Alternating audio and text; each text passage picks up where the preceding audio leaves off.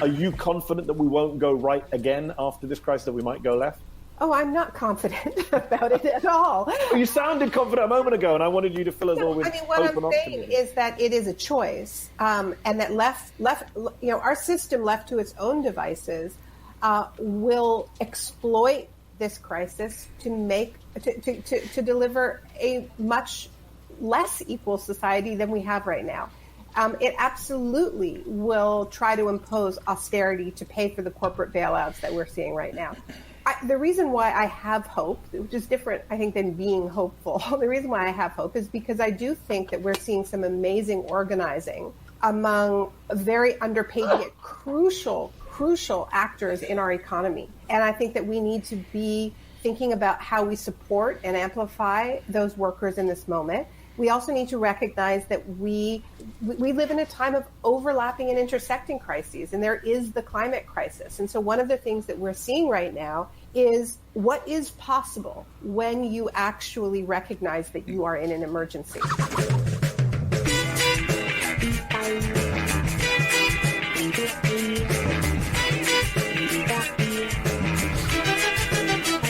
It is Friday, April 24th, 2020. Welcome to Raging Chicken's Out the Coop podcast. This is Kevin Mahoney on fire today, editor and founder of Raging Chicken Press.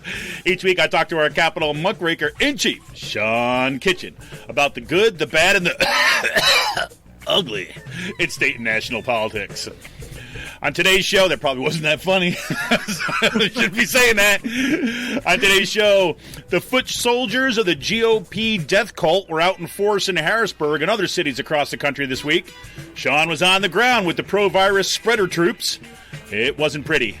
And to no one's surprise, the Commonwealth Foundation was supported, very supportive, and provided safe space for protest organizers and speakers, leading to more questions as to who was behind the COVID caravan. Hey, remember those billions of dollars in last week's round of bailouts that was supposed to keep mom and pop shops business afloat? You remember that? Well, according to new research from Morgan Stanley, yes, Morgan Stanley, $243.4 million of that money went to quite a few publicly traded companies, several that have market values in excess of $100 million. That's one hell of a small business, mom and pop.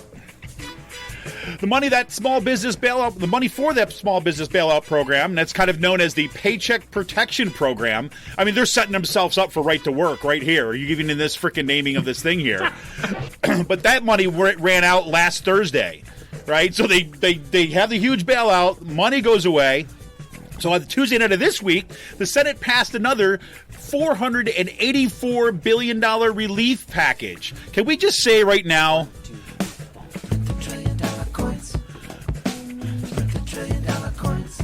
yeah, I don't know what else we could do. I mean, there you go. Can you believe it? Well, so yes, they passed that new $484 billion relief package, and the Dems got squat. Several states are looking to slash funding to public higher education in order to pay for skyrocketing unemployment rolls and falling tax revenue from the shutdown. And no, it's not just red states. It's New Jersey. It's New York. It's all over the place, everybody, because we're all into this together, right? And the Right-Wing Heritage Foundation released a National Coronavirus Recovery Commission, a commission that they fabricated out of their own frickin' buttholes. But that report calls for the elimination of public schools and the removal of teacher certification requirements, along with traditional right-wing wish lists. Yes, it's a shock doctrine play, taking the blueprint from Hurricane Katrina national. Hey, good thing the White House has the real experts working on its pandemic task force. Reuters just broke the news that back in January, Alex Azar, that corporate shill who's posing as a Secretary of Department of Health and Human Services, that guy? Yeah, well, he appointed one such expert to the task force, Brian Harrison, heading it. Yes, Harrison's years of expertise were in breeding labradoodles. Labradoodles. At least they're cuddly and they don't shed. Elizabeth Warren's oldest brother, Don Reed, died from COVID-19 on Tuesday evening. Today's second segment, part two, we're kind of breaking things up a little bit this week. In part because Sean has had it with everything in Pennsylvania. No. But today we're going a little cultural in segment 2 because Michael Moore just released a new film about his by his longtime friend and collaborator, Jeff Gibbs. And it's for free on his YouTube page, I believe, to the end of the month. The film is called Planet of the Humans and is a scathing documentary about the collaboration between big green organizations and woke capitalism to dupe us all. Yep, last night I watched it with the help of my friends at Free Will. Yes, 2 of them. Big cans. And it was a doozy. Ralphius. Yeah. It was it was a sharing size because it does have a skull on its label. But we're going to talk a little bit about that because there were some definite problems with the films, but at the core of it is something that Naomi Klein has been arguing now for years. In our national leadership, we've got Nancy Pelosi, yes, went on the Late Late Show with James Corden this week to talk about her wonderful world of chocolate, ice cream, and did it all in front of a pair of $20,000 refrigerators. Yes, she did. That's right. And I'm sorry, but all the whining that has taken place from the Democrats, that the Trump campaign took that and weaponized it in a campaign ad, I don't know what the hell you expected. In the middle of a coronavirus outbreak, in the middle of a national crisis, you're going to go on and show everybody how you can order cartons and cartons of individually packaged ice cream for your $20,000 freezers. I don't know what you think you're in touch with, but it's not the rest of us. Don't have any opinion about that, though. Coming off her chocolate high, Pelosi bypasses Katie Porter to oversee the stimulus funds in favor of one of her old friends, Donna Shalala. After all, Shalala has Rachel Platen's fight song on her phone. That'll get it done. And a new study shows that Sean Hannity's show actually helps spread the coronavirus. Thanks, Fox. Yes, not only does it help it, but Sean Hannity, if you watch Sean Hannity, there's actually differentiations within Fox News. If you watch Sean Hannity, you're more likely to come down, 25% more likely to come down with the coronavirus than you do if you're watching Tucker Carlson. Tucker Carlson is the rational actor on Fox News. It's the element, right? And guess which guy Donald Trump watches? Just saying. Sean Hannity. There you go. You know what we got to say about all these people? You are an idiot. Yes, that should be the theme song for what was happening in Harrisburg on Monday, too. Oh, yes. But today's last call, we got a happy 30th birthday to the Hubble telescope. Yes, the Science Channel released a new documentary on Sunday, I believe, and it's called Hubble, the 30 Years of Discovery. Pretty fantastic. I was actually watching some of looking at some of the images of, say, the nebula and everything like this. Like, again, my kids and a lot of folks, grew up on the images of the Hubble as kind of like when you're studying space, right? I was looking at stuff that has happened before the Hubble telescope. You still had images of a lot of these things, but you never got the kind of clarity and the kind of amazing pictures you got before that space telescope went online. So it's amazing. And this summer, the James Webb telescope is actually going to be launched. I think it's this summer. It's going to be launched. It's going to actually, I don't know if it's going to replace the Hubble telescope, but it's going to add to their dimensions. Anyways, you can go off and geeking forever. The first lanternfly was spotted in PA. Time to get stomping, work out some of those frustrations, stay at home, and kill bugs. There you go. And I hope all of you are recovering from 420. Just saying. It's hard to tell what that dry cough is all about this week. So that's complicated matters quite a bit. And Free Will has released its about to be summer favorite, Mango Wheat. Once again, it is back in stock, and you can pick that up at Free Will's online store. I want to remind everybody, tune in to the Rick Smith Show on Free Speech TV this and every Saturday at 7 p.m. Eastern. You can stream the show live at freespeech.org or tune in Dish Network, DirecTV, the Free Speech TV app on Roku. And make sure that you're checking out and downloading Rick's daily podcast on iTunes, Podbean, wherever you get your podcasts. You can also listen to his show live on Twitter and Facebook. He streams it live. I think it's 9 o'clock Monday through Friday. And once again, I want to kind of say thank you up front this week to our newest member, John, who became a member last week. I forgot to mention him at the top of the show. Didn't get to it to the close of that first segment. But thank you, John, for becoming a member of Raging Chicken and helping keeping this operation going. Because if we want a progressive future, we need progressive media. And you can help support Pull No Punches, homegrown progressive media today. Become a member of Raging Chicken for as little as $5 a month. Just go to patreon.com/rcpress and choose your membership level. We're expanding our network as we prepare for the fight of our lives, the fight for the future in 2020. And we're all in for the fight. Now we need you. We're not asking you to break the bank. We're asking you to become a member for the price of a good beer once a month. Help keep the media in the movement and the movement in the media. Become a member for as little as $5 a month by going to patreon.com/rcpress today. Well, Sean, man, the sounds I got some sounds from the echoing chambers of Harrisburg this week.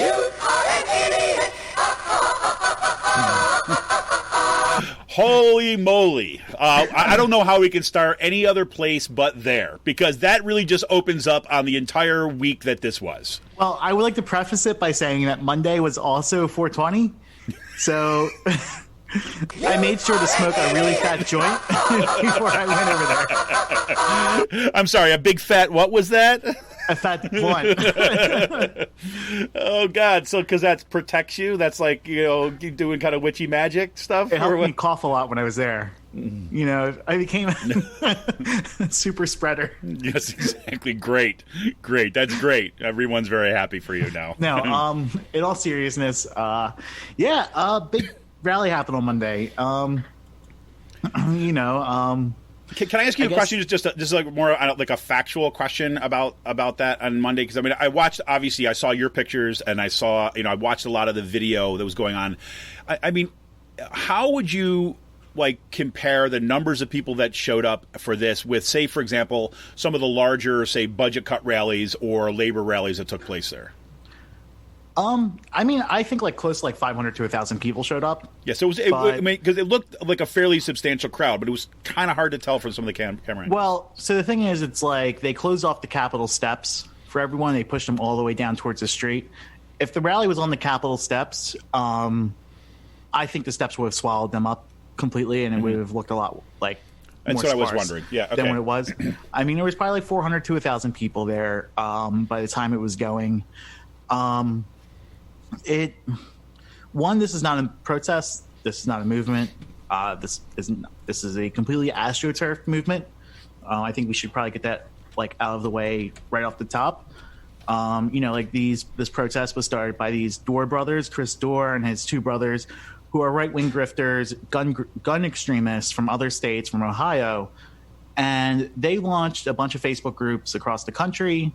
They launched a bunch of petitions across the country and a bunch of websites across the country simultaneously once this happened. And if you looked at their websites they launched, like reopenpa.com or reopenminnesota.com, mn.com, it went right to their gun websites with pushing a petition to reopen the state and then driving people to give them money.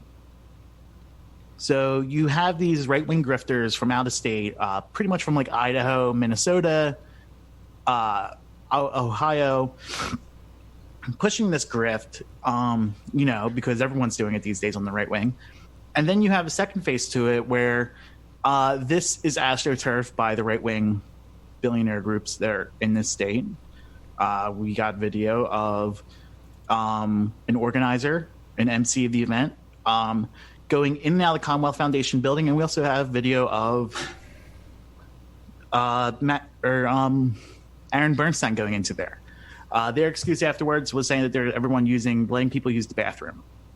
So, as my friend said, he's used the bathroom there a couple times, and you get to wipe your ass with $100 bills. That's the best thing about it, right? Yeah. I think only friends and family get to use those bathrooms. They weren't going to let me use the bathrooms. I don't know if they're gold-plated seats or not, or platinum. I'm not sure, but we'll see. Well, I mean, did you actually, ask them politely if you can actually use their bathrooms? I think they probably no, I didn't, because their doors were locked the whole time. They were. That's strange. Yes. So in order to get in, you had to bang on the window, on the office window, for Matt Briette to let you in. Oh, I didn't realize that he had doorman experience. Yeah, no, he was doorman. Yep. Yep, he was there. You know, it was a funny thing about Matt Briette being there. He was there. He just wasn't at the protest. He was in his office. You see, Matt Briette has no problem stoking the flames, promoting this, writing op-eds, going after the governor, and pushing these conspiracy theories. But he, like, didn't have his proper PPE ready. You know, he didn't bring his tampon or his menstrual pads there. Oh, man, that's a bummer. Didn't want to... What's that? That's a bummer. Poor guy. I mean, yeah, no. He missed out on all that because he forgot, like, you know, his... He left the tampon at home. Oh, man. And didn't want to go to the protest, so... Well, you know, he does have a reputation to uphold, so he didn't want to get kind of a little mixed too much with, you know, with the rabble, especially if he didn't have his specially home-designed DIY face protections. Yeah. You know, I mean, come on, because the guy is, you know, look, I mean, he's a self-made guy, right? I mean, he's a self-made guy, liberty for all, individual guy. Put himself up by bootstraps type, yeah. You know. Yeah, heavily bankrolled bootstraps, but still, I mean, getting like $500,000 a year. It's hard being that guy. I mean, look, can you imagine? I mean, look, the humiliation that he must have faced simply to sit there and being like demoted to be like, you know, you're a freaking daily doorman for all Christ's sake for the protest instead of being like the guy who was out in front leading the whole thing. No. Well, that's the whole entire point about astroturfing. You don't want to be seen there, or you don't want to be seen helping people out, or his corporate overlords were not kind of giving him the respect that he was due, and they made him be the doorman just to put him back in his place. He's got a hard life, Sean. I mean, come on. Yeah. I mean, come on. I think I saw some pictures like through the windows of him in there. Like he was like forced. Like he was got so bored at one point that he just had to polish his head because that was like that's all he could do, right? And then he realized he was polishing his head with one of the sponges that he was using as face protection, and that screwed everything up. Oh my God. Well, yeah. If anyone wants to do some deep diving on Briette, if you look hard enough, you'll find pictures of him when he had hair on the internet. Just saying. Well, that's another part of his fall, right? I mean, he's at one point he actually looks a lot better. At one point, he had a real handsome head of hair, and like, you know, this is what God did to him, smited him, Sean. No wonder he doesn't care about anybody else anymore. He was smited for his hair. That might be me when I'm like in my 40s. You're going to be standing on you're going to go up to the Commonwealth Foundation, and Briette's going to be on one side of the door, and you're at the other side of the door, and you could play mirror with him. I think that would confuse him enough. He'd be like a bird running into a window. I'll be rocking the 1980s goatee. There you go. Hey, don't knock it. No offense to you. Man, I'm rooted in the 80s. I'm staying in the 80s. I got no problem with that. I've got no hip credentials and don't want them. But no, I mean, like, okay, so like, get back on track with this. The rally was fucking insane. Just like the people that showed up. It was not a rally to reopen the economy. It was a fucking Trump rally. Yeah, like everything from extreme gun rights people, anti-abortion activists, neo-Nazis. You know, the right-wing coalition that we're normally seeing at these events showed up. Well, I mean, that's what it looked like. You know, that's exactly what it looked like to me. I mean, yes. It was like, I mean, you know, everything from the, you know, the pickup trucks laden with like all the flags from "Don't Tread on Me" to, you know, Trump 2020, all that kind of garbage. So have you seen the memes with that flag? What, with the truck or the "Don't Tread on Me" flag? No, which one? What? So people have been making memes with like a respirator coming out of the snake's mouth and says patriotic choking noises. Oh my god. Oh my god. Well, what was the other one? Series. That's crazy. What was the other? Yes. There was that one big tractor trailer. That one truck that was going by that said like Jesus is my vaccine. Something like Jesus vaccine or something like this on the front of it. I'm like, okay. Yeah. And then there was like a big cargo van that had like a bunch of white nationalists, dancing white nationalists. And, right. I mean, for all intents and purposes, it was like fucking Woodstock for these people. And good for them because they probably haven't been out of the house for a few weeks. Or no, they probably have been out of the house for the last few weeks as it fuck Governor Wolf stay-at-home orders. And, you know, totally looking to see a rural pandemic in the next 3 weeks. Like, no one was wearing masks or gloves. Right. You had two groups of different types of Republican legislators there. The ones who were, like, willing to just jump in the fucking crowd without, like, gloves or masks on, which were, like, you're useful idiots, like Mastriano, A couple of like someone I posted a photo online. I had people messaging me like, it's a state rep. You just put on blast. You didn't know it. I'm like, oh, great. Well, who was the guy? Who was the guy from out in Beaver County? Who was out? He was one of the ones who was being interviewed at one point by Dorr. I have no clue. Oh, maybe that wasn't your picture. So there was a representative from. And he's just shaking everyone's hands. Yeah. Well, no. Or was it my photo with him like talking? The back of him, yeah. Who was that? Well, that was me. So like it was Dorr and Mastriano. Right, and who was? That was a state rep from York County in the center. Oh, that was York County. Yeah, York. I'm sorry. I thought there was. So I think there was another. I guess it wasn't that guy. I saw another picture of one of the representatives that came out in support of it was from Beaver County, out where there's been that huge outbreak in say nursing homes and everything like that. A major cluster out there, coming out, in favor of spreading, I guess. It's pretty. I mean, it's this kind of moment that really.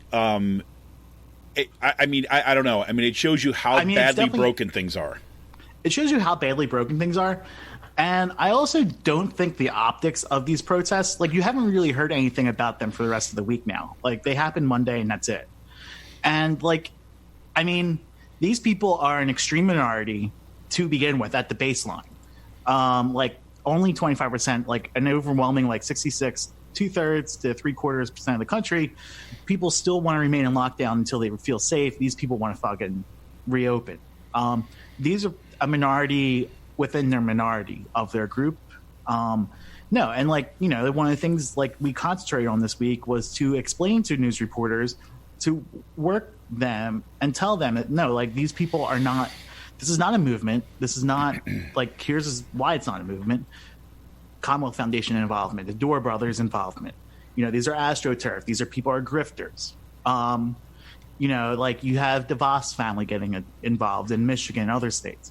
So it's not a protest. It's not a movement. This was a Trump rally. I saw some of the most racist, vile signs you could think of. I took a picture of the one guy holding up a Tom Wolfe with a Hitler stash. It had Albert. It said, "Work will set you free," which is on the gates of Auschwitz. Right. These are the type of people that that was there. I saw people who were probably RAM members. Remind everybody what RAM is. RAM is a very vicious white nationalist organization. I believe they had the mask with the skulls on their face, which is what typical RAM members wear. Yep. Either that or Adam Waffen was there and stuff like that. These weren't mom and pop people. And the people who did show up, looked like they were pretty you had that section, but you also had a strong section of Republican or people who showed up who are also pretty wealthy and have a good bit amount of money and showed up and had the privilege to show up. Yep. For this, very posh, dresses and stuff like that and apparel.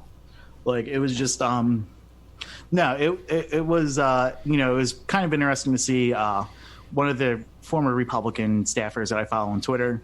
He even put out I support people's right to protest, but this isn't going to make you look good in the end.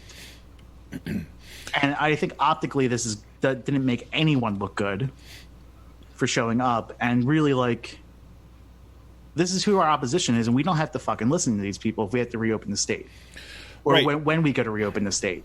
Right, and this is what concerns me. What concerns me is that I agree, and actually, my wife and some other folks are consistently reminding me that these people, most people do not agree with these people, that they are extreme minority and all this other kinds of stuff, right? So even people who are not progressive, right, do not agree with what's going on. Everyday people in my neighborhood, for example, right? We're also seeing the numbers coming out. Trump numbers are tanking right now.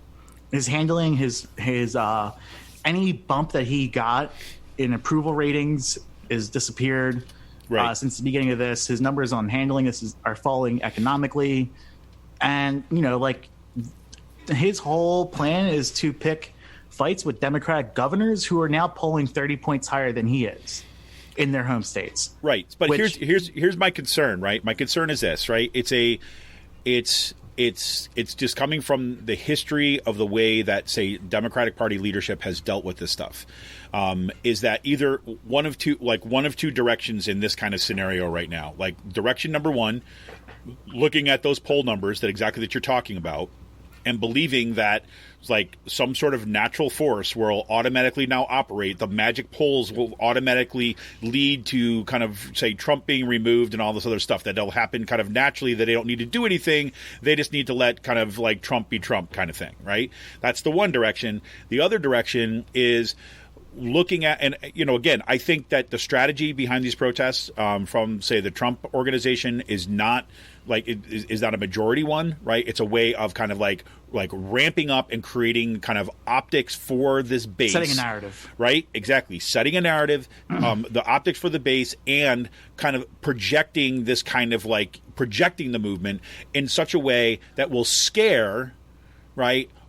Well, two things. Will scare some folks in Democratic Party leadership so that they feel that they have to somehow respond to these people like as rational actors, right? That they have to have a compromise with the nut jobs, right? Or that it will kind of like make everybody so kind of like, depressed that this is what's going on that they'll disengage. And those are my concerns. I'm not saying that's going to happen, but I mean, thank God the organizing is continue on, even the difficulty. But my concern is when you see stuff like, even Governor Wolf, right, starting to make these, I get he has to put out like some sort of like plan because people want a plan of action, but like I think we should also have this realistic conversation. As soon as we start lifting our hand off the valve, this thing is going to blow up again, right? And it's like, I would rather take the wait and see approach, just wait until the end of the month, because, we're seeing what happens in Georgia right now. We're seeing what they're doing in Florida and these southern states. Like, these people are reopening their states because they do not want to put the investments into their social safety nets and help out the people that are unemployed. Right.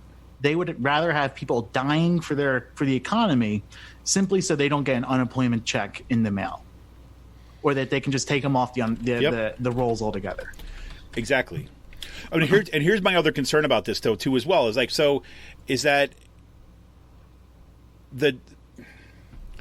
I don't want to go here, but I'm going to go here. So it's like one of the problems here, and I mentioned this on the show last week, right? We didn't kind of focus on it a whole lot, but I kind of brought this up last week after we saw these first outbursts of these protests. The fact is that what is happening right now already exposes the kind of like the utter brokenness of the system.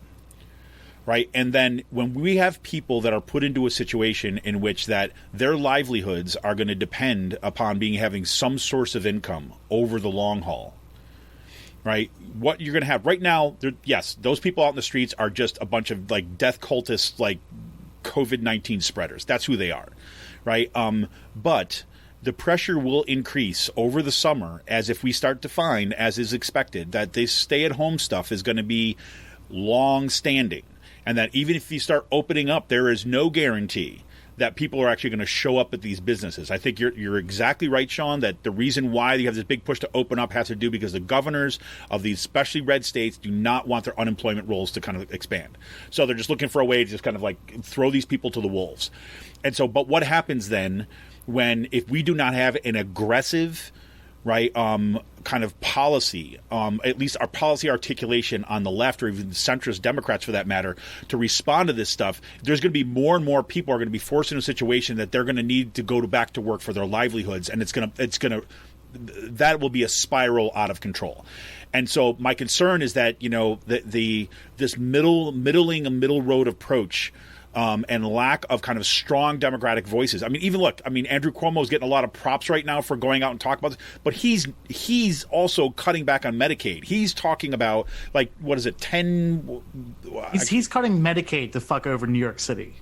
Yeah, I mean, he's talking about like major cuts are going to start unrolling next week in the state support service. I mean, that is not going to help, and so there's going to be legitimate like resistance, right, to these stay-at-home orders. And yes, it will put us all at risk.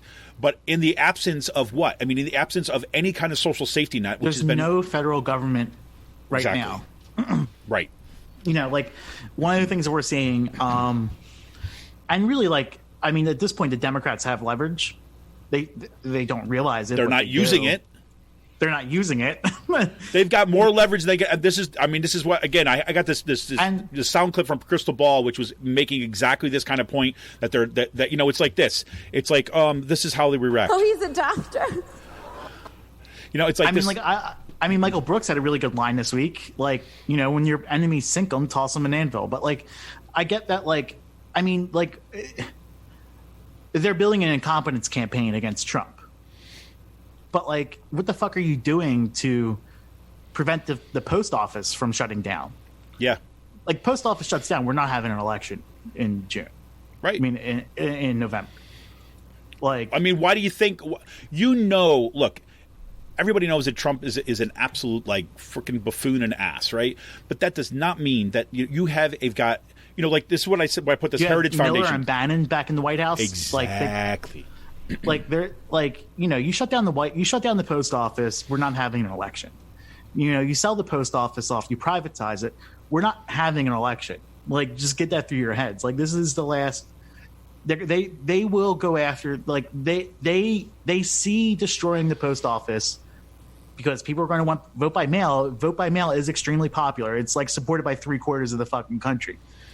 Yep. Like, Republicans, like, I mean, and vote by mail also shows no distinct advantage to one side or the other because everyone uses it. So it's, I mean, like, but they want people either to have to face voter suppression in November to steal the election or not have it at all. Yeah. And by voter suppression, like, destroying the post office will be the biggest single act of voter suppression in this election, period. Yep.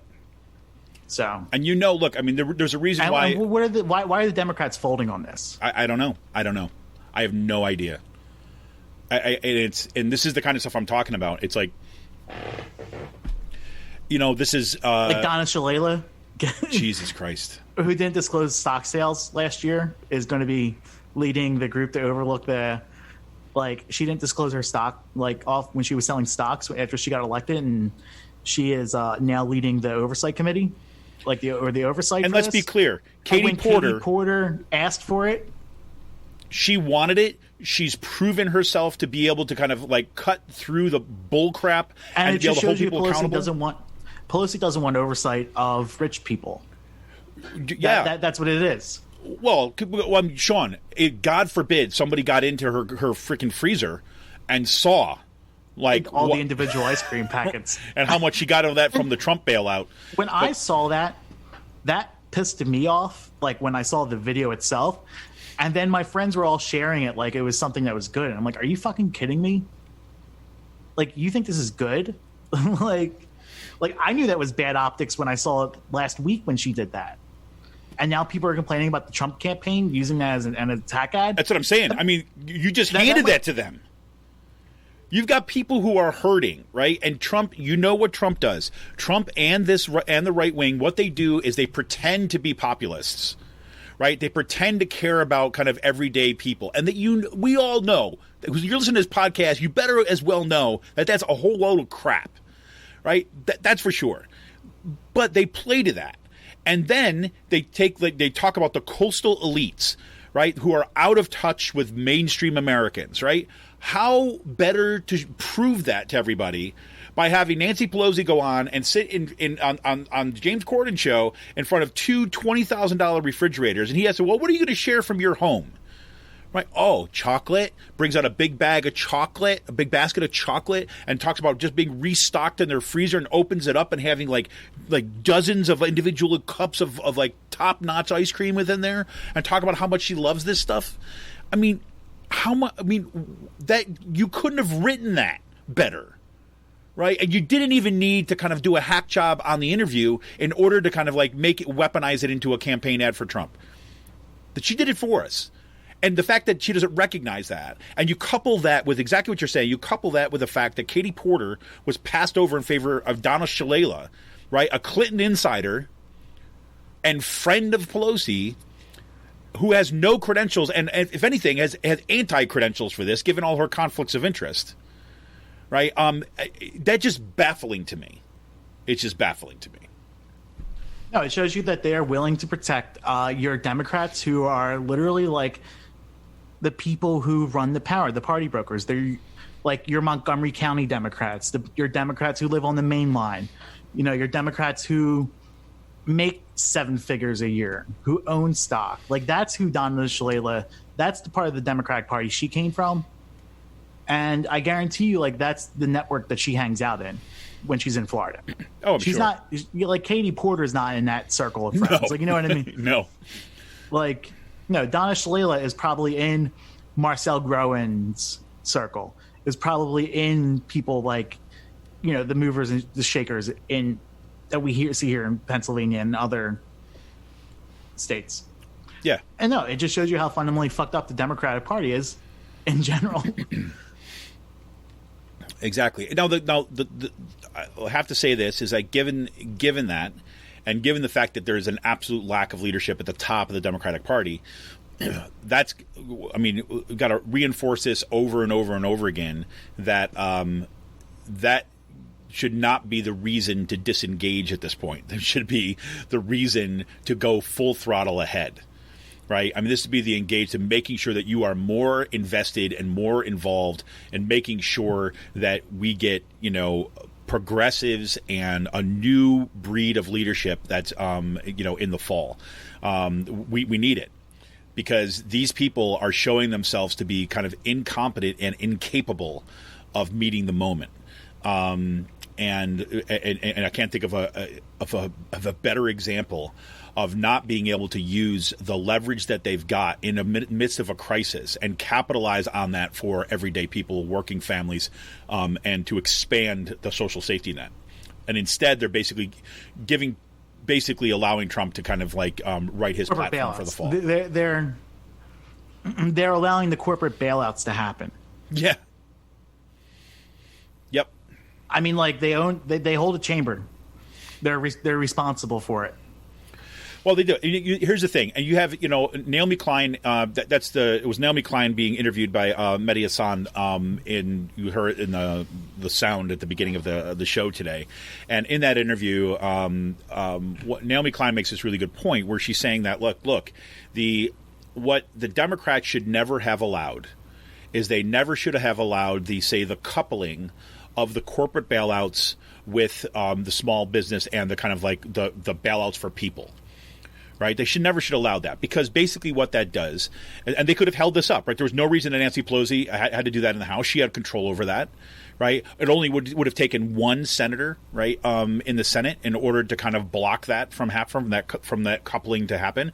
Because what happens is that what the Democrats fear more than anything else, right, and this is what Crystal Ball was arguing this week, is that they want to be like seen as the bad guy, right, or seen as the one who's holding things up because they're so afraid of that, and so. The way that the vote was structured then is that if the Democrats were to vote against this bailout on the grounds for the corporate funds, what would have happened from the right is it would have been like you're leaving all these people hanging out to dry when they need people more than ever. Democrats claim to care about everybody, but look what they're not allowing for the bailout to come and help everyday people. That's the way the narrative was structured, and that happened because of the way that the bailout was put forward, right? And so this is a big problem.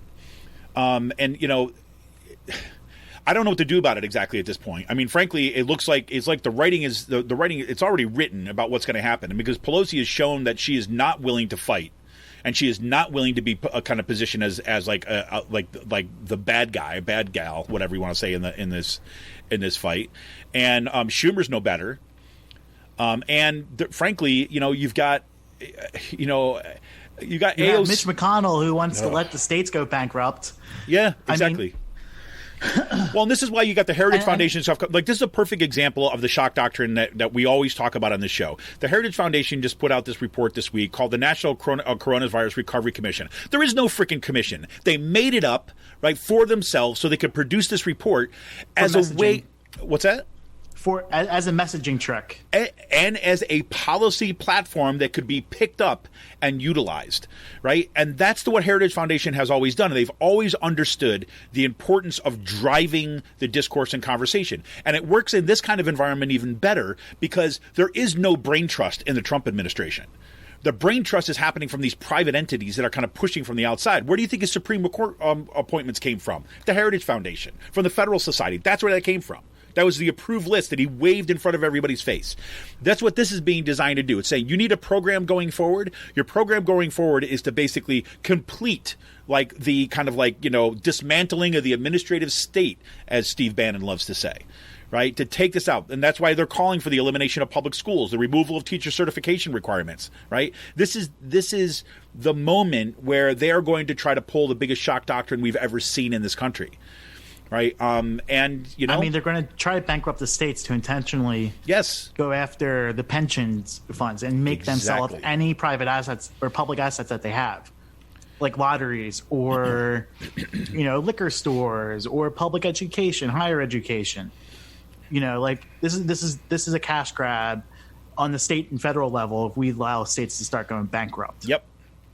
This is what my friend Rachel Reeder and I wrote about in our book called Democracies to Come, right? And we talked about this, and this is kind of what it's this kind of the cycle of despair, and this is how the shock doctrine works, right? It says here's a big problem, right? Everyone is outraged about what this Trump administration or fill in the blank, whatever is going on. We can't believe we're outraged, we're upset, we're really pissed off. We get into it and then particulars and start to say, oh my God, I don't know how we're going to be able to get ourselves out of this. So maybe the other side has got a point, or maybe we're just going to have to suck it up and kind of like tighten our belts. Maybe the whole idea about having all this public funding is not what we need. And it really sucks that we were going to have to get rid of public education, or we're going to have to cut Medicare. We're going to have to. It really sucks, but unfortunately, there's nothing we can do. And so they throw their hands up in the air and say, "This is really unfortunate and it's upset." And then, boom, here you go. You go in and you wipe out the whole public sector. I mean, this is what it is. This is what the shock doctrine is. This is why everybody needs to read The Shock Doctrine and Disaster Capitalism by Naomi Klein. You need to understand what that's about, because this is the freaking playbook. Or just listen to this podcast. I mean, then you'll get it every single freaking week. But yeah. So yeah, I don't know, Sean. That's you start with these nut jobs, and you start with kind of like what is really going to be producing a kind of crisis.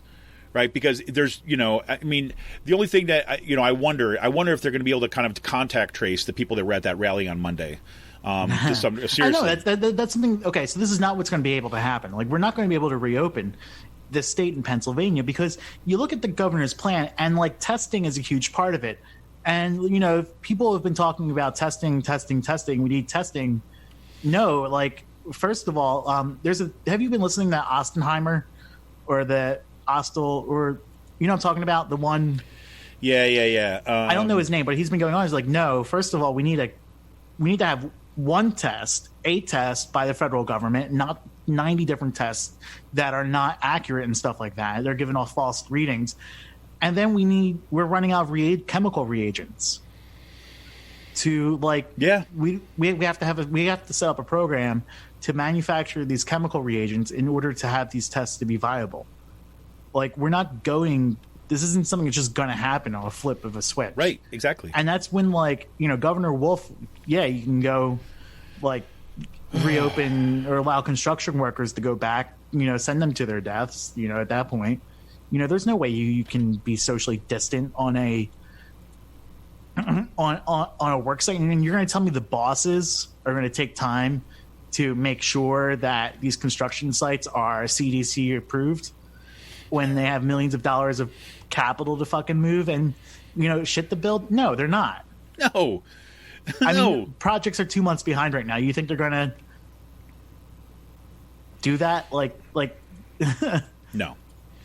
I mean, look, my one hope in the midst, if I want to be kind of on the optimistic side of things, is that, again, you've been talking about this and you've said this, and you're probably right about this, is that, look, he had to put something out there, right? But, ultimately, it's going to be the science is what's going to drive this, and I can only hope that's going to be the case. But I think we should. I don't think we should be throwing Republicans bones.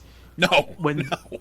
when clearly they're not following science where, like they're putting the profits of themselves. A bunch of these Republicans last week who voted on these bills, surprise, surprise, they all have side hustles. They either own real estate companies, they own land, they own construction companies. All the people fucking pushing for these bills in the State House all own second companies. Yep. That are involved in these industries. Yep. Hey, man. I mean, it's a good gig if you can get it.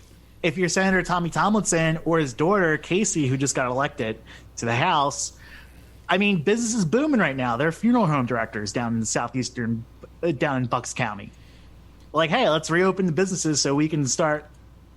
Sean, are you trying to suggest that a senator who's running he wants somebody to die? How could you? I'm grabbing my pearls right now. But, yeah. No, there you go, man. There you go. Yeah. Anyways, there we have it. So the other stuff that we had up top is just, when you start seeing, Elizabeth Warren announce that her brother died this week, just going to show you that this is absolutely everywhere. So our thoughts go out to kind of her family, too, as well. And frankly, they go out to every single person who's kind of lost somebody, has not been able to be there for the funerals, who's not been able to be there to comfort each other in the midst of these kind of dramatic losses. And I know that is happening all over the place here in Pennsylvania, as cases are, people want to talk about saying the flattening the curve, but all the indications are is like, yes, we've gotten through some maybe a peak, not necessarily the peak, but a peak in the number of cases. But we also remember there's a 2 to 3 week, time period between when the onset of the cases and when we're going to see the deaths. So you be prepared for a pretty kind of sobering week or two. So anyways, we're going to go into our kind of second segment today. But before we do that, I want to remind you to become a member of Raging Chicken. Go to patreon.com/RCPress today. Become a member for as little as $5 a month. And we will be back right after this break. And we're going to get into a little bit of Planet of the Humans by Michael Moore and all the outrage that has come around with that. This is Kevin Mahoney. We'll be right back.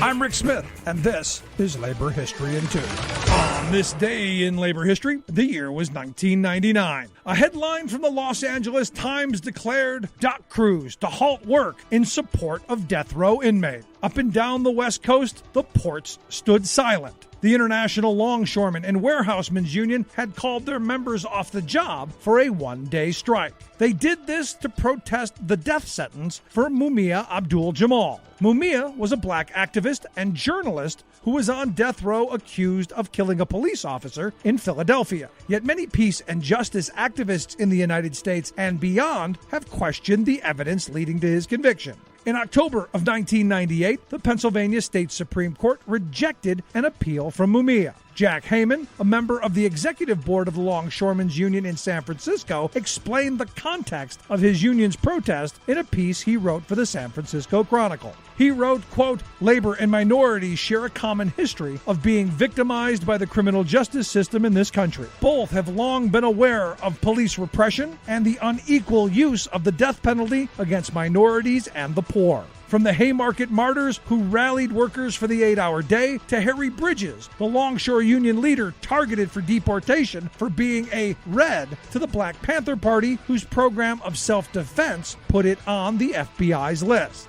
In San Francisco, longshoremen chanted, "An injury to one is an injury to all. Free Mumia Abu-Jamal." Protests against Mumia's execution took place across Europe in cities like London, Madrid, Dublin, and Amsterdam, and by unions in France, Brazil, and South Africa. After 30 years on death row, Mumia's sentence was commuted to life without parole. He is still in prison. Labor History in 2 brought to you by the Illinois Labor History Society and The Rick Smith Show.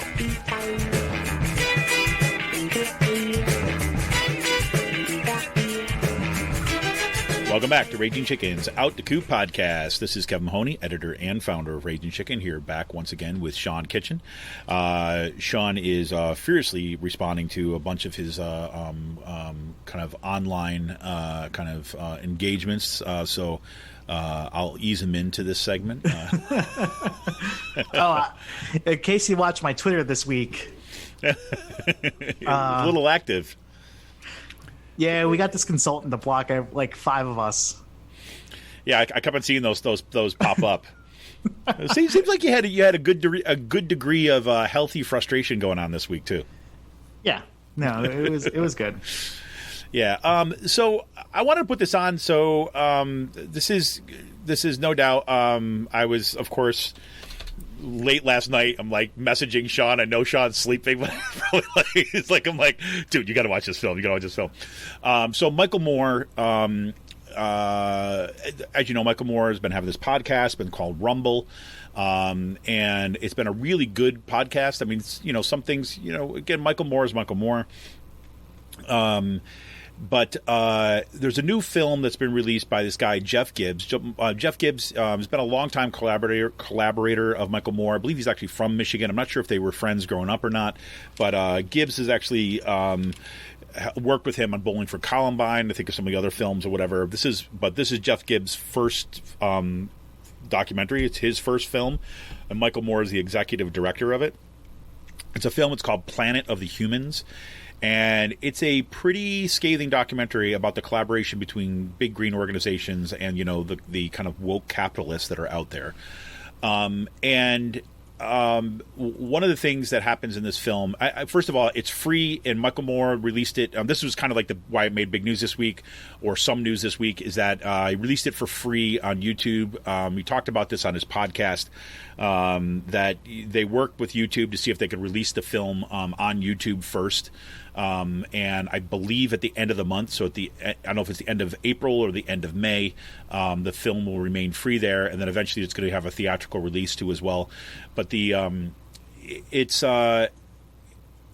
basically a look at a lot of what you saw in Naomi Klein's book around This Changes Everything, about how we can't basically capitalism our way out of the climate crisis, is really what comes at the core of it. This guy, Jeff Gibbs, he's been a environmental reporter for a few decades now, and has been on the scene kind of asking a whole series of really uncomfortable questions, right? There's this great scene in the film where they're interviewing at the launch of the Chevy Volt, right? He's there kind of reporting on this and says things like, they launch it out, goes up and talks to the woman who's the head of the launch event or whatever, about what's going on. And he said, okay. And he asked I think the right question, like where, so you plug it in, like, where's that power come from? And she's like, oh, it comes from the building. And like, well, where's the building gets its power? And it comes from, the power plant's from Lansing, Michigan. And Lansing, Michigan, and the power plants are run by something like 80 to 90% coal plants, right? And they talk to then kind of the power generator and things like this, right? They say, well, we've got a great solar array down the street in Lansing that we've got over there. So we're obviously not talking about that here. We can go down the solar array and check it out. So he goes to the solar array and talks to the guy who runs the solar array and says that, yeah, this solar array is here and it can power maybe about 10 homes. Over the course of the year. So it's that kind of look into that. And I thought the more important part of it was when they started looking at the production of things like solar panels and wind turbines and things like this, and about the extractive resources that go in order to produce those things. And it was very sobering. And I would say the first half of the film for me was like setting it up, being kind of like, look, there's the growth agenda is over if we hope to save the planet. Okay, so here's the one thing. I know I just interrupted you, but no, go for it. Here's the one thing, like with renewables, and if not renewables, then what? Like, we need to extract materials to make these things. Like, that's just like I mean, that's just a fact. Like, you know what I mean? Like, No, but we can't sustain ourselves without establishing alternate forms of energy, unless you want to go back to like egalitarian, like times. Like. But here's the point, right? This is the point of the one and voice. Also, like, we're artificially supporting our population.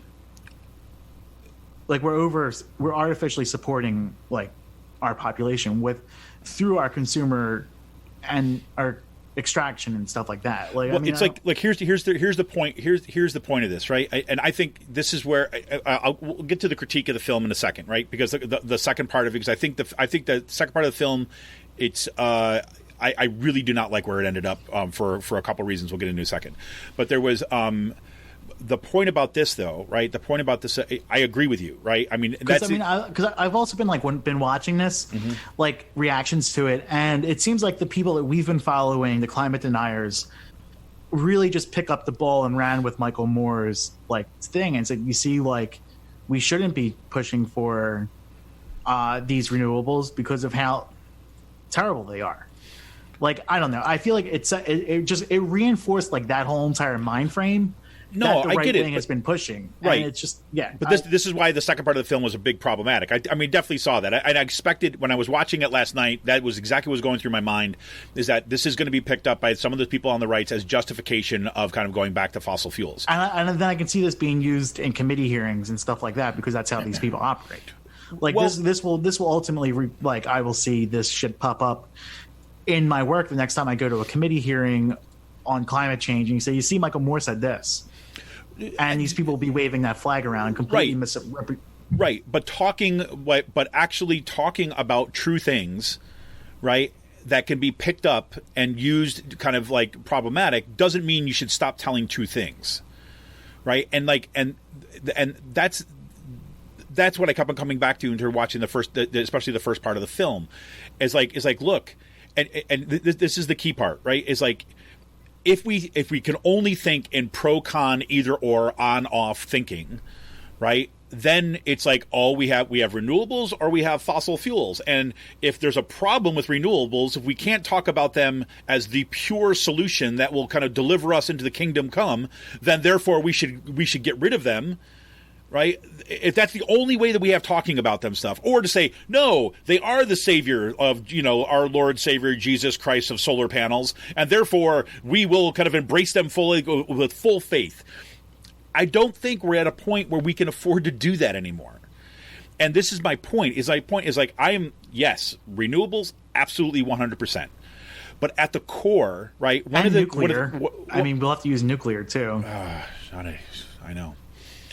I support nuclear. I mean, I don't see another way around it, but and they completely avoid that entirely in this film, by the way, too, as well. But I mean, nuclear has to be part of a renewable debate. But again, the nuclear industry is in a boom bust industry where they keep on putting their hands out to governments to bail themselves out. Right. Absolutely, but it's also a fucked up industry in its own right. But but let me just finish my point. My point is this, right? My point is this: is that at the core, one of the key moments within this film is when they're talking about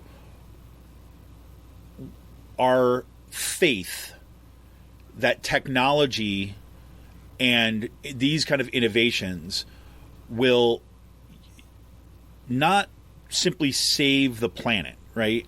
I mean, I think environmentalists, that's where most of us are. But it will enable us to continue our lifestyle and our way of life in the way that it has been. And that's the part that is flawed. We will not be able to continue our lives in the way that we have been. At the core of the problem, I mean, you think about it like this. If we have renewable energy, right, and we're still transporting goods all across the world, right, instead of manufacturing things down the street, right, there is no way that it is sustainable through solar and wind. There's just no way, right? So we have to fundamentally change the way that our economy works and what our assumptions are about our culture.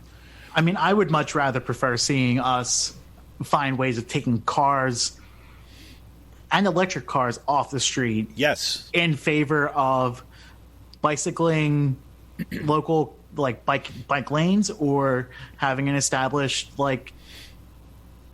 public transit in place. Absolutely. That's a perfect example of this, right? So this is because it is very energy intensive process and a highly pollutive process to make these batteries exactly and stuff like that. And these are they're and it's not like you flip of a switch. I mean, there are environmental trade-offs, period. With any decision we make, there's an environmental trade-off. We go, you need chemicals that are toxic to make this stuff. Yep. You need plastics. You're still going to need oil to do that stuff. But it's let's look at things we can knock out millions of cars and renewable cars by funding stuff like the Keystone service that goes across the state of Pennsylvania, with Amtrak from Philadelphia to Harrisburg. Support, more local initiatives for public transit instead of having cars everywhere. Exactly, right? And of course, we have to remember that we are going to have to kind of embrace asteroid mining too as well, and kind of the manufacturing system being set up on the moon, because that's the only way we're going to be able to get the resources and be able to do this. Just saying. That's my galactic capitalism kick. But believe me, I do go in that direction. So anyways, there's a part of this film, and I have to say that first part of the film, Naomi Klein and her husband released a film about This Changes Everything that came out, I think a year maybe after the book was released. And I personally found the film very disappointing. Okay. I thought it was way too feel-goody, right? It focused on the kind of it seemed to run counter to some of the arguments of the book itself, right? I mean, I was hoping the film was really going to dig into some of the problems that, about the way that we've conceptualized our response to climate change, and Naomi Klein clearly does that in her book.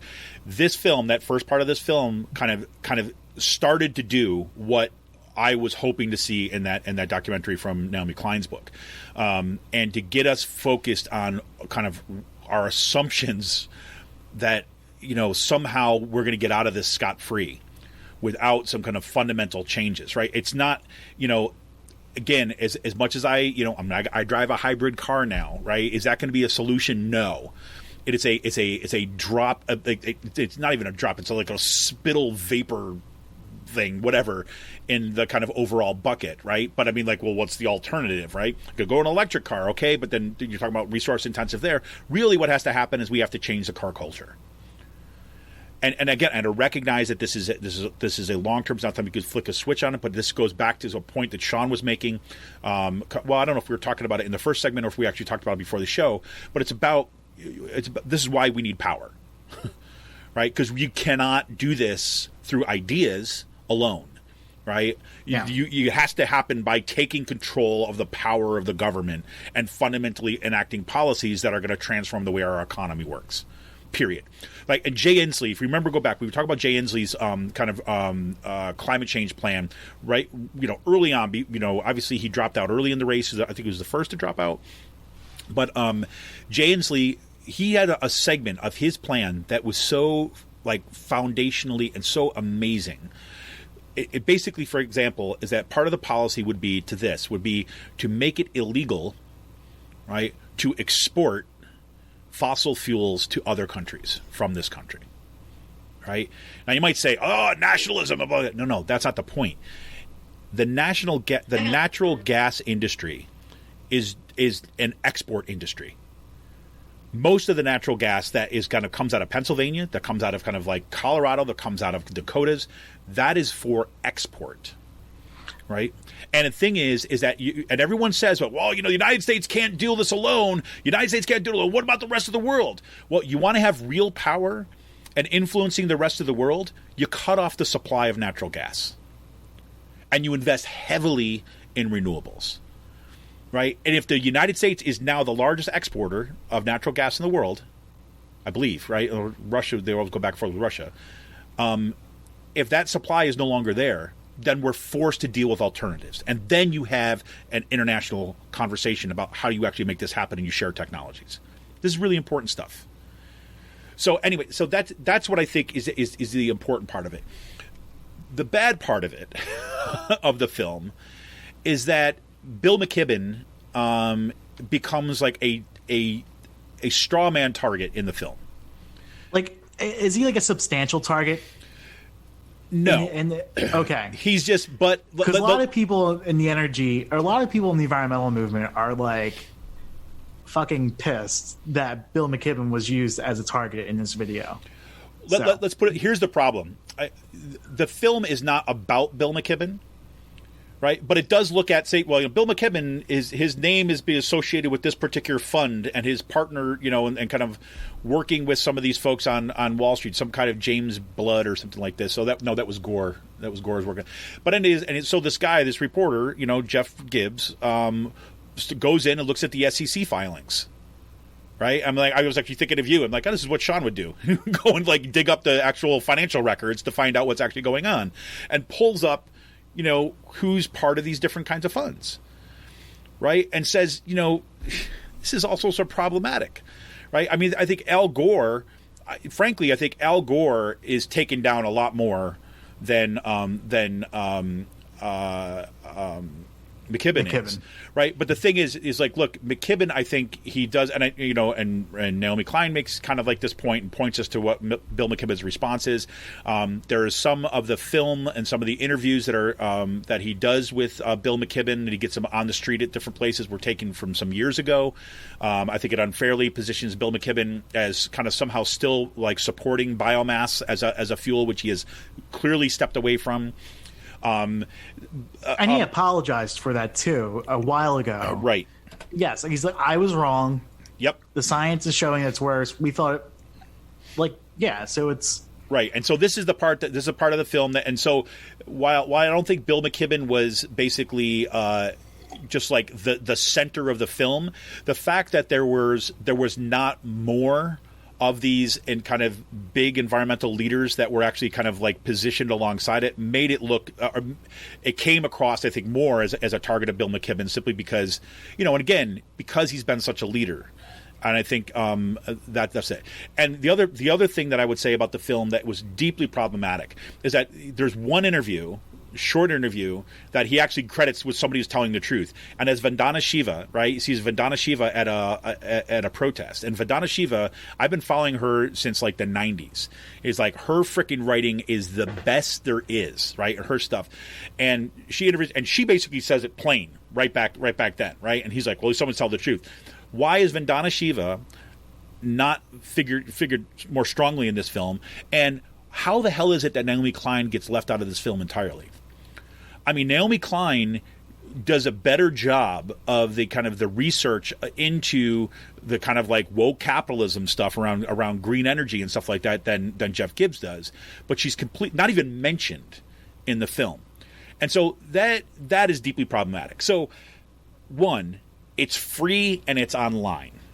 So I think it's worthwhile checking this out, to seeing what's kind of going on there, and to do something that I went into this film. I had listened to the podcast a little bit, ahead of time. So kind of, I had a hunch that there was going to be some issues with this film. I always think there's always a case like that with Michael Moore films to begin with. And I know it's not a Michael Moore film, it's a Jeff Briggs film, but I always run into those kind of issues.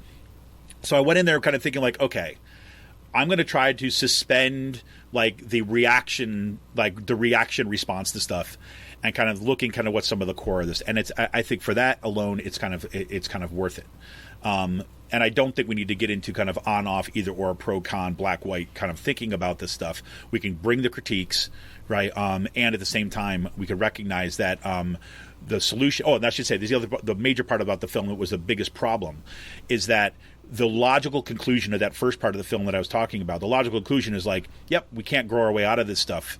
That capitalism is fundamentally at odds with the planet at this point. So without that, we can do it.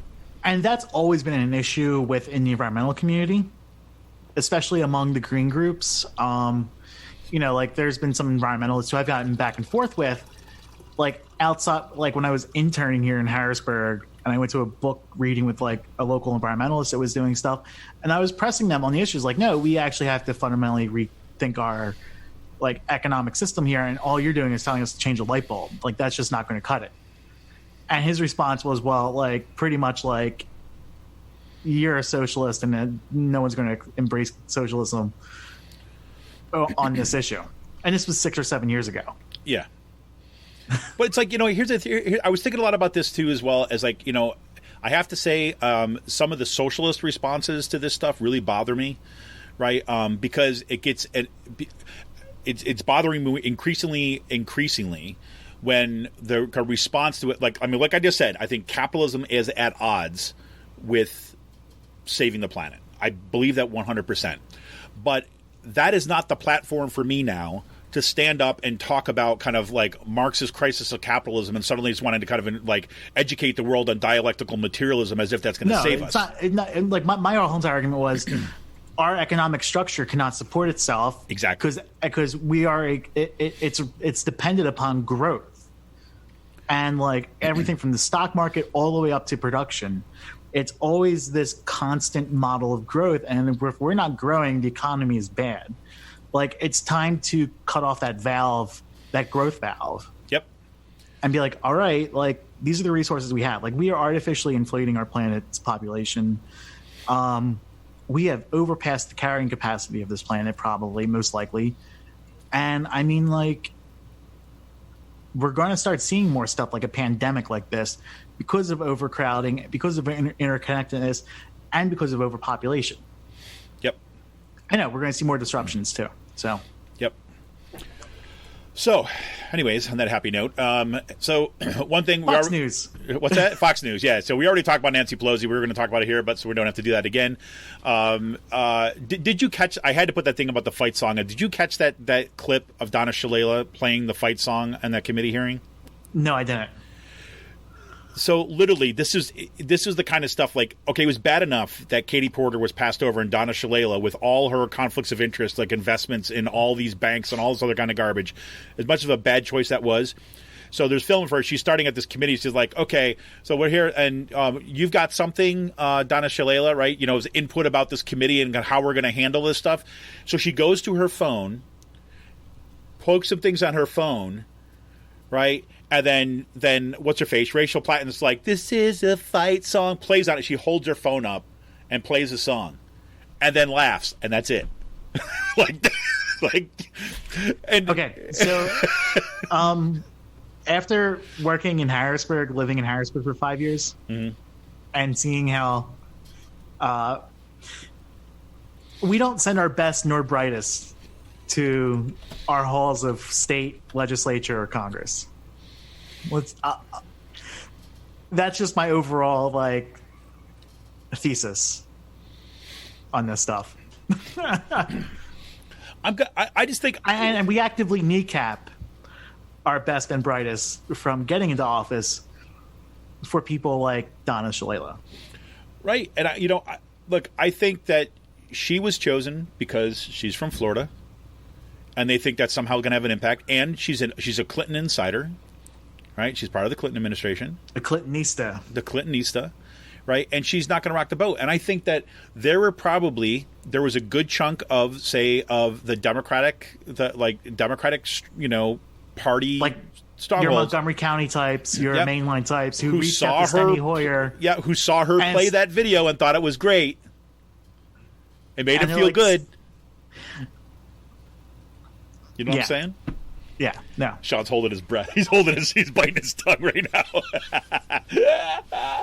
So, yeah, no. All I'm going to say is I cannot wait to run for state committee in a couple of years. Just to really piss these people off. There you go. Well, I'm telling you, it's like, look, and one thing I forgot to say about Donna Shalala, too, is what I really wanted to get in here, too, and where, you talk about this is just as this is political malfeasance of the worst score. I mean, is that Donna Shalala from 2015 to 2017, you know what she was the president of, Sean?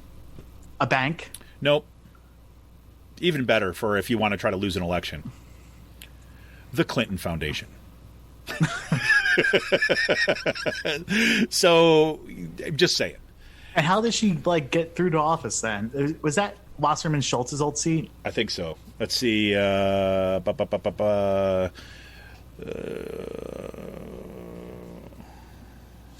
mean, like this just shows you the current state of like the Democratic Party and how like fucked up it is.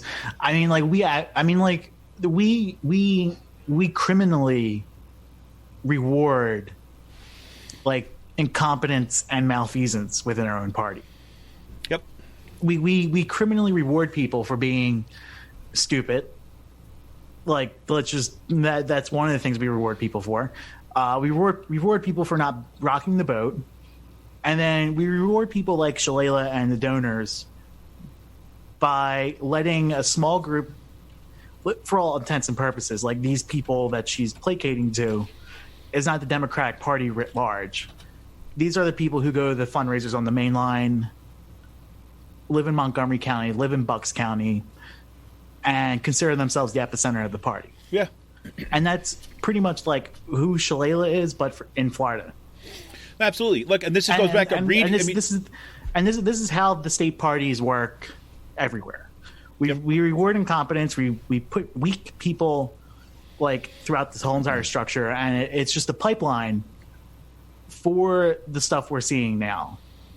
And again, this goes back to what I said a few weeks ago that pissed a lot of people off, and also didn't really piss people off. But this is the type of party we get when we reward people who work for campaigns and don't have a vested interest in the working class, building a movement, or like interest in like your base. Right.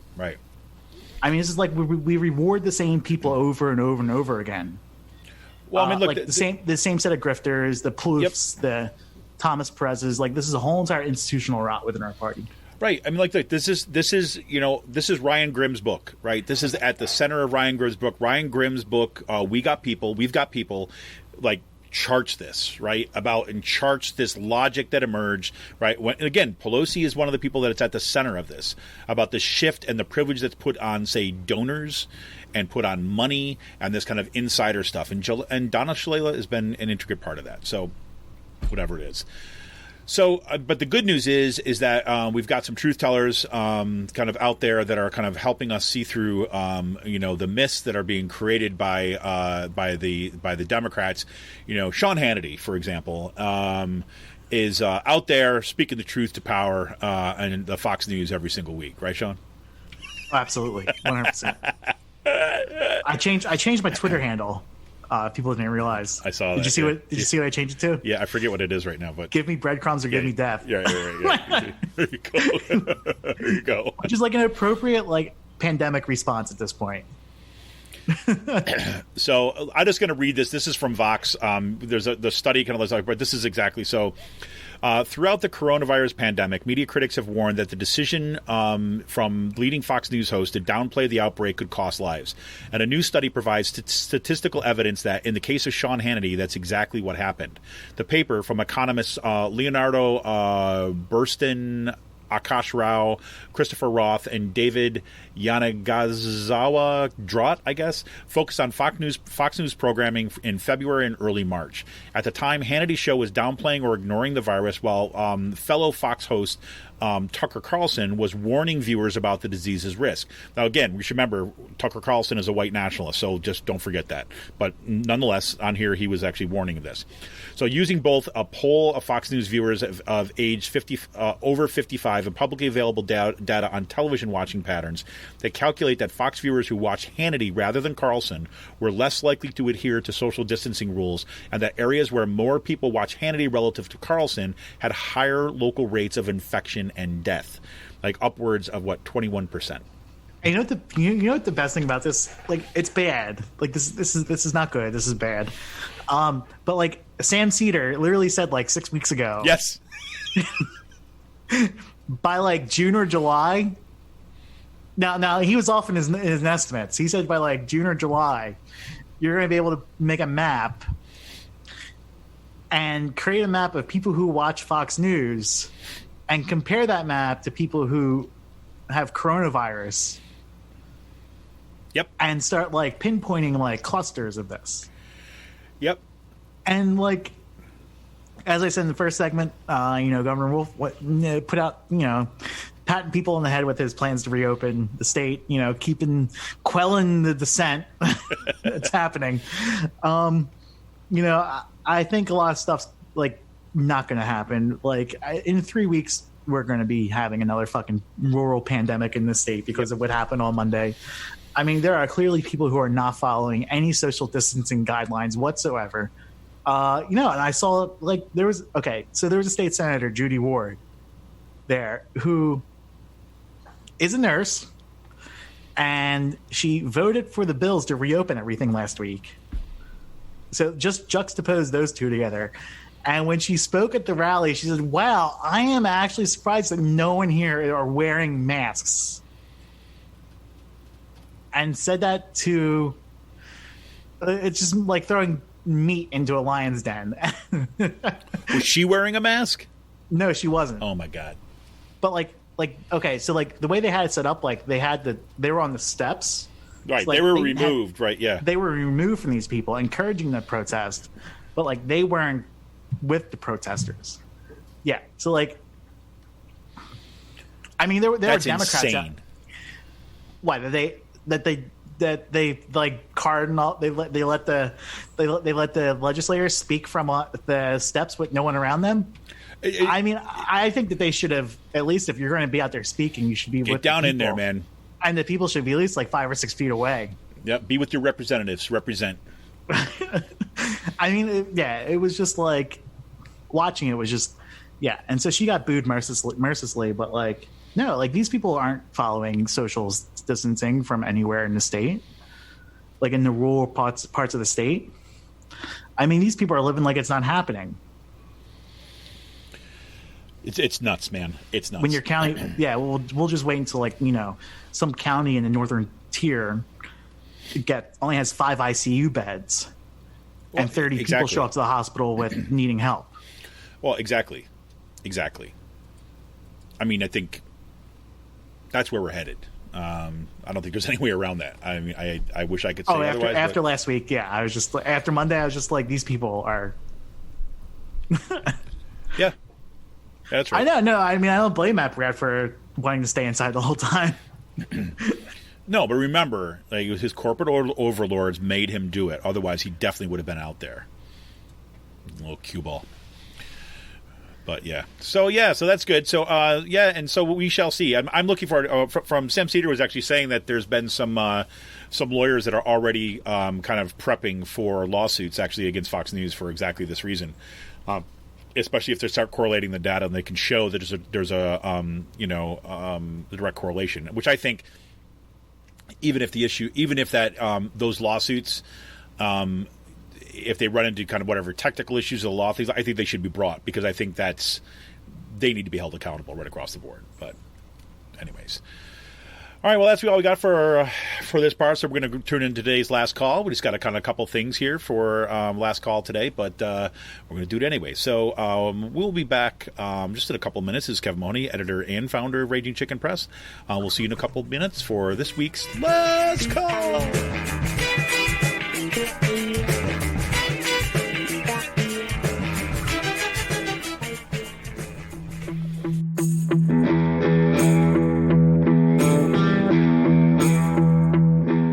This is Kevin Mahoney, editor and founder of Raging Chicken Press. For the past 7 years, Raging Chicken Press has brought pull-no-punches, progressive reporting and commentary to the interwebs. Our long-form investigative pieces, stories that no access journalist wants to touch, or rollicking weekly podcasts strive to advance progressive movements and perspectives rooted in the struggles happening across the country or down the street. We've broken national stories and caused our share of discomfort in the halls of power. If we want a progressive future, we need progressive media. And you can help support Pull No Punches, homegrown progressive media today. Become a member of Raging Chicken Press for as little as $5 a month. Simply go to patreon.com/rcpress and choose your membership level. We need to make sure to keep the movement in the media and the media in the movement. Best way you can do that is to become a member of Raging Chicken today by going to patreon.com/rcpress. Thank you for your energy, your encouragement, and your support. Keep up the fight.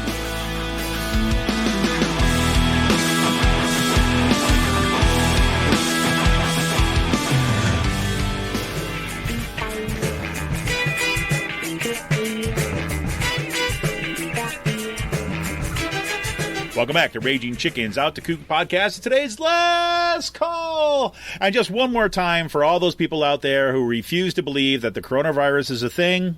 You are an idiot. Just had to do that one more time for everybody. Yes, once again, it's today's last call, where we talk about beer news, space news, and everything else that's kind of on there. I tried to avoid entirely the discussion about the mining of asteroids, but I actually slipped it into the segment 2 today because I knew that would have been a little far afield and kind of put me in the kind of like nut job kind of camp myself. But I do think that's something actually we're going to see coming up as a certain kind of solution coming up in the future. But regardless, cool news this week. My daughter and I actually got to look at some of the images on this. Hubble telescope is celebrating its 30th anniversary. It's been in the sky for 30 years, and it's pretty remarkable. I have to say, it's like I was, you heard me say ahead of time, I was looking at some of the images of, say, nebula and kind of different formations that were produced from telescopes before Hubble was launched, and looking at the Hubble images, and it's remarkable. I mean, it really is absolutely astonishing. Looking at, we spent some time. My daughter did her at like a third grade. They do like kind of galaxy, kind of solar system project, and like when my son did his, he did his on Mars, and it was like that was a whole lot of fun. And we did some models that we built and out of styrofoam and things. And then my daughter wanted to do nebula, right? She had to get like special permission from the teacher because it's like, well, it's not in our solar system. But she's like, I really want to do it, right? And the teacher's like, well, what is it? You know what a nebula is? Of course, because I geek out on this stuff with my daughter. Like we watch International Space Station videos and things like this. And so she said, well, it's a gaseous cloud that's kind of out. And she's like, well, okay, we'll see if you can do. So that was a lot of fun. But going through and looking at some of those images and kind of continuing to see them from the Hubble has just been astounding. So, happy 30th anniversary to the Hubble telescope. Like I mentioned, too, as well up above that James Webb telescope is going to be kind of launching. I think it might be this summer, but everything might be changed. I actually have a wallet that's got these kind of like hexagon gold things on it. That's the way that the telescope is going to look. So that's going to be kind of really cool to see an additional telescope up there. There's been back and forth about whether or not they're going to retire the Hubble telescope, and they want to whether there's going to be funding for it. They've had to repair it a couple times, but it's just pretty amazing. So, like I said, the Science Channel has got a documentary released on Sunday called Hubble 30 Years of Discovery. Worth checking out. And there's actually a whole bunch of other things that you can find like on NASA's website. They're doing a celebration. There's supposed to be this big celebration. Remember last week we talked about how it was also like the 50th anniversary of the Apollo 13, and now we've got the Hubble kind of coming after that. So NASA's doing a bunch of stuff online celebrating the Hubble telescope. So do check it out. Other news in Pennsylvania that could distract us. Remember the epidemic from last year that had everybody kind of going crazy and doing all sorts of kind of things that they wouldn't normally do as they were walking down the pathways.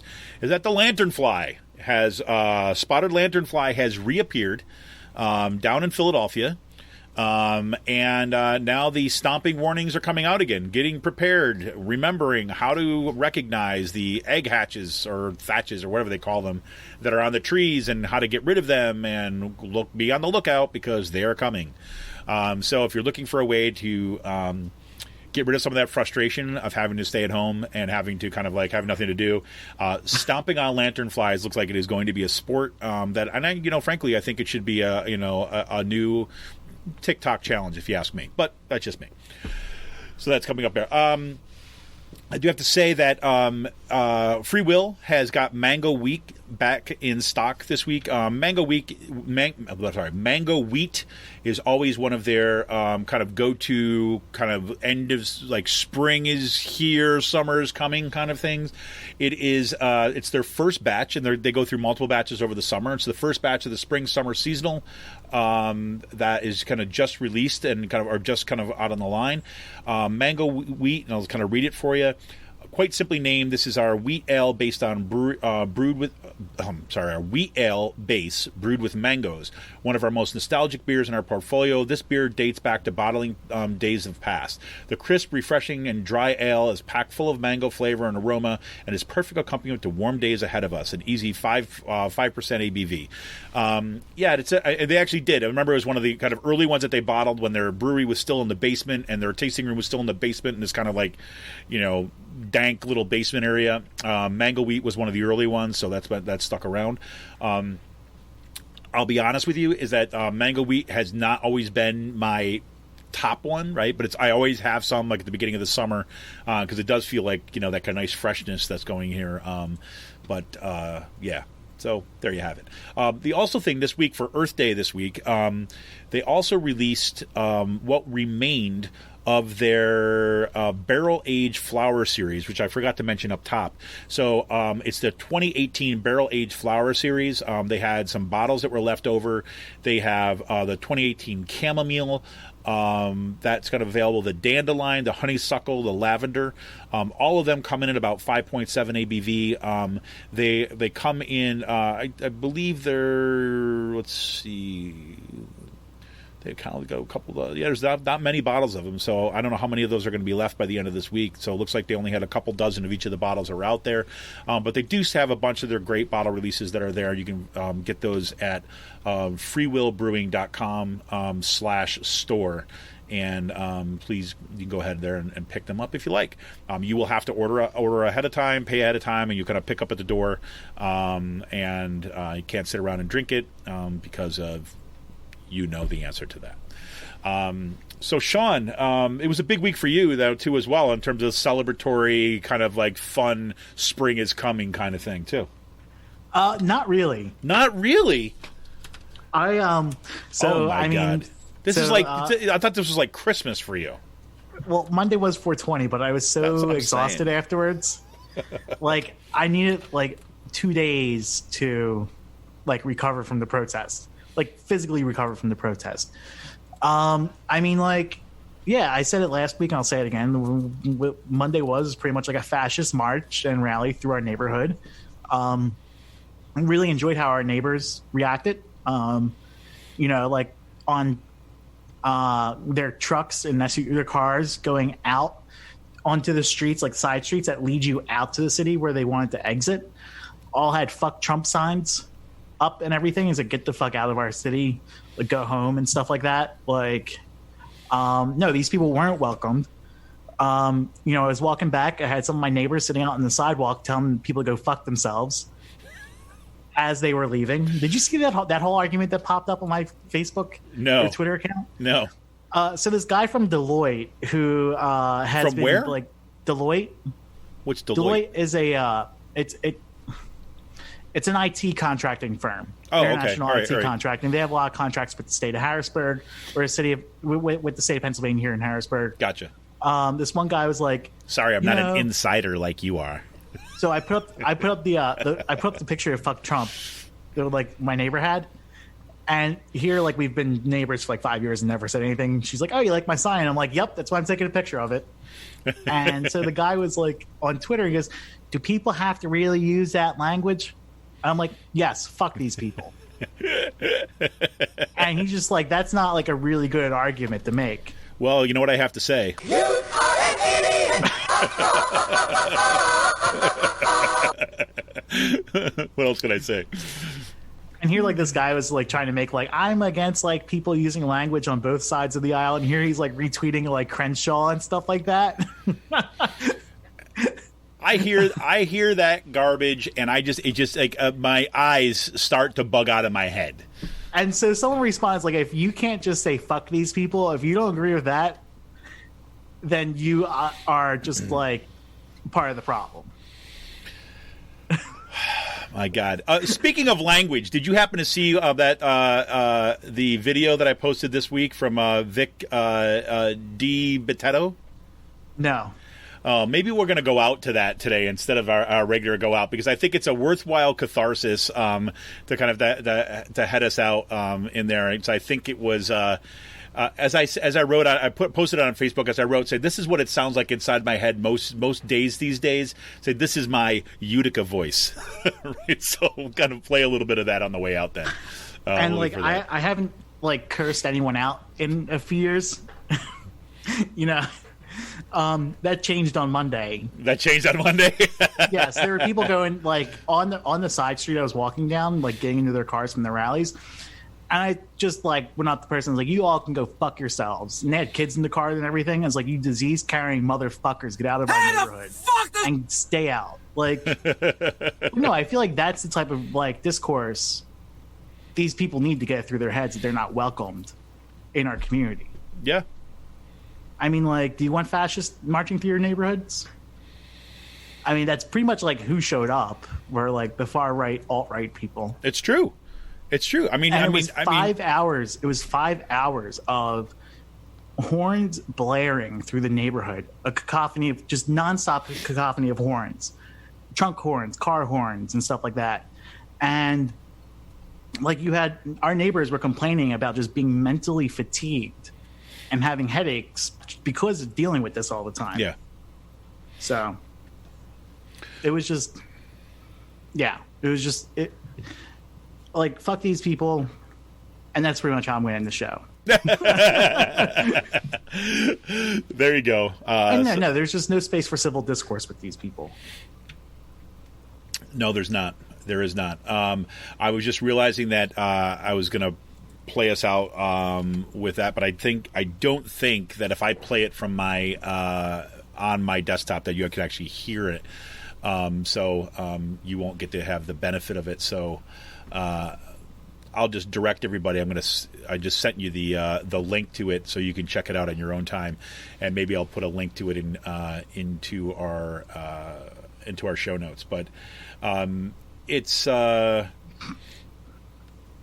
it was good. The guy. I'm just not going to say any more about it. I think I've been playing around with it. I had so much sound this week that I've been playing around with, like how to actually do some stuff with that sound again. But I don't know. I didn't do it obviously. So here we are. So I'm going to stop talking about it. But yeah, I think Sean said it, and I'll leave it on this. You are an idiot. And if you don't like the language, I don't know what to tell you. Go someplace else. Stay off Sean's Twitter, would you? Yes. All right, man. Anything else for the good of the order? No, that's it. All right. Well, there we have it. I'm just trying to get through the LCB website. No, there you go. How you doing with that? I don't get why they're restricting access to the LCB website. It's only a few hours a day because of the volume of orders. Yeah, I don't know. I mean, it's probably the website's so probably 20 years old where it can't handle. Yeah, and it's really frustrating that they didn't make this a top priority of their administration. I mean, I think it's Yeah, no, exactly. I'm sorry for the inconvenience, Sean. I think you should start tweeting at Governor Wolf right now. I actually did. It's but when can we use the website? Fetterman tweeted about the LCB system expanding its curbside pickup to everything. I was like, okay, now can we use the website? Right now, can we use the website? Did you say that? Yes, I did. That's awesome. That's awesome. Well, all right, everybody. Well, thank you for tuning in for, yes, another episode of Out the Coop Podcast. This is Kevin Mahoney, editor and founder of Raging Chicken, here with Sean Kitchen once again. And we are kind of continuing in our little kind of quarantine little area of the interwebs. And we'll keep on going. So we hope everybody is staying safe and staying healthy. Hoping to God that we don't get more of the nut jobs that are out there, kind of the super spreaders out there trying to think that whatever they're taking back their liberty or something like this and causing kind of even more of a catastrophe that's there.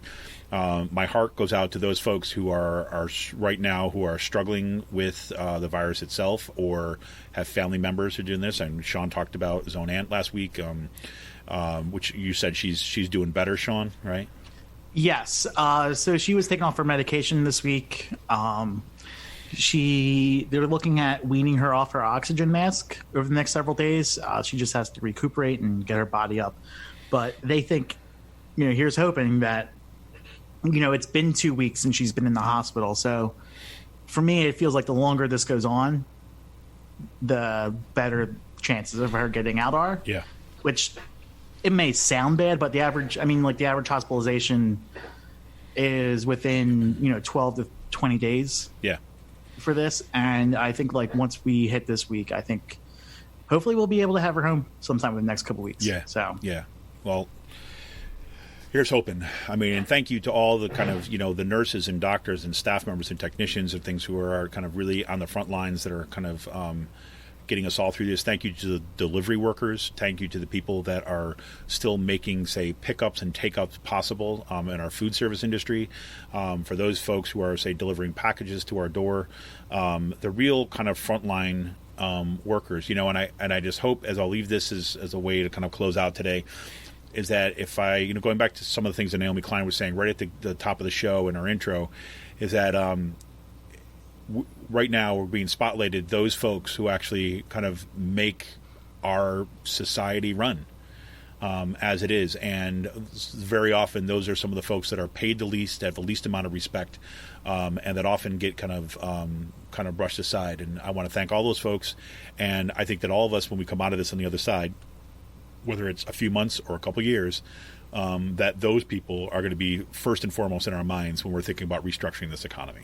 So anyways, it's Kevin Mahoney, editor and founder of Raging Chicken Press. Thanks again for tuning in. Remember, you can become a member at Raging Chicken by going to patreon.com/rcpress. You can become a member as little as $5 a month. Thank you for your time. Thank you for your consideration. Thank you for all that you do. And we're thinking about you. This is Kevin Mahoney, editor and founder of Raging Chicken Press. We are on our way out for yet another weekend. Coming to the end of April. Woo. See ya!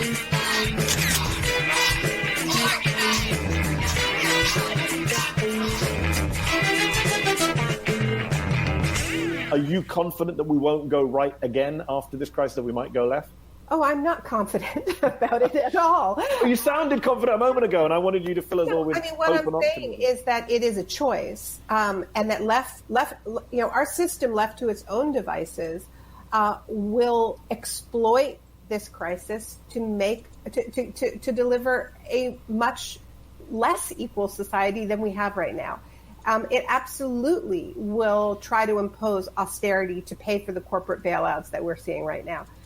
The reason why I have hope, which is different, I think, than being hopeful, the reason why I have hope is because I do think that we're seeing some amazing organizing among very underpaid yet crucial actors in our economy. And I think that we need to be thinking about how we support and amplify those workers in this moment. We also need to recognize that we live in a time of overlapping and intersecting crises, and there is the climate crisis. And so one of the things that we're seeing right now is what is possible when you actually recognize that you are in an emergency.